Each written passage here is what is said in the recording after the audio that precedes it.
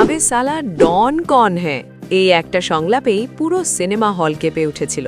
Bollywood style, swag আর পারফেকশনের কথা বললে সবার আগে যে নামটা মাথায় আসে তা হলো ফারহান আখতারের ডন। কিন্তু আপনি কি জানেন, পর্দার সেই নিখুঁত ডনের আড়ালে পরিচালক আর অভিনেতার মধ্যে এক বিশাল সৃজনশীল লড়াই চলেছিল। শাহরুখ খান ও ফারহান আখতারের ডন মানেই বলিউডে এক অনন্য সংজ্ঞা। শাহরুখের কেরিয়ারে ডন ও ডন 2 শুধু বক্স অফিস হিটই ছিল না, তৈরি করেছিল এক আইকনিক অধ্যায়। কিন্তু সম্প্রতি অভিনেতা আলী খান এক সাক্ষাৎকারে এমন এক তথ্য ফাঁস করেছেন যা শুনে থমকে গেছেন অনেকেই। ঘটনাটি ছিল ডন 2 শুটিংয়ের সময়ের। আলী খান জানান, একটি দৃশ্য শুট করার আগে শাহরুখ সেদিন পুরো স্ক্রিপ্ট মুখস্থ করে আসেননি। একজন সহকারী যখন হাতে স্ক্রিপ্ট ধরিয়ে দেন, শাহরুখ বেশ হালকা মেজাজে বলেছিলেন, হ্যাঁ বস, চলো পড়ি। সবাই মিলে রিহার্সাল করছিলেন। ঠিক তখনই ঘটল সেই ঘটনা। দৃশ্যের শেষে শাহরুখ নিজের থেকে একটি নতুন সংলাপ যোগ করে দিলেন, যা স্ক্রিপ্টেই ছিল না। আলী খান খেয়াল করলেন, পাশ থেকে পরিচালক ফারহান আখতার বারবার মাথা নাড়ছেন। তিনি মোটেও এই ইম্প্রোভাইজেশন পছন্দ করছিলেন না। কিন্তু শাহরুখ তখন নিজের ছন্দে দৃশ্য শেষ করেই চশমা খুলে স্বভাবসিদ্ধ ভঙ্গিতে বলে উঠলেন, চল যাই, খুব খিদে পেয়েছে, খেতে চলি।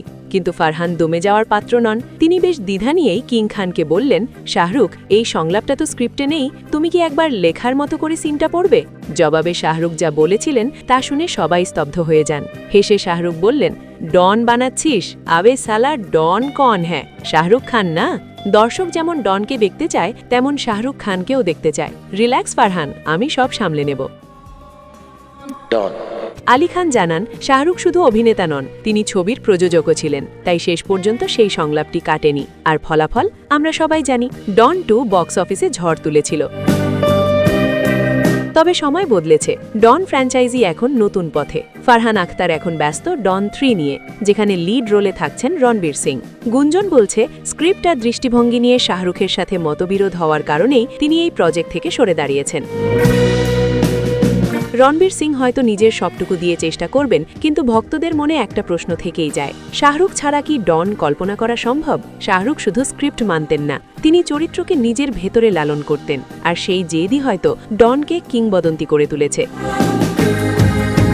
আপনার কি মনে হয়, রণবীর সিং কি পারবেন শাহরুখের সেই জুতোয় পা গলাতে, নাকি ডন মানেই চিরকাল শাহরুখ খান? কমেন্ট করে জানাবেন।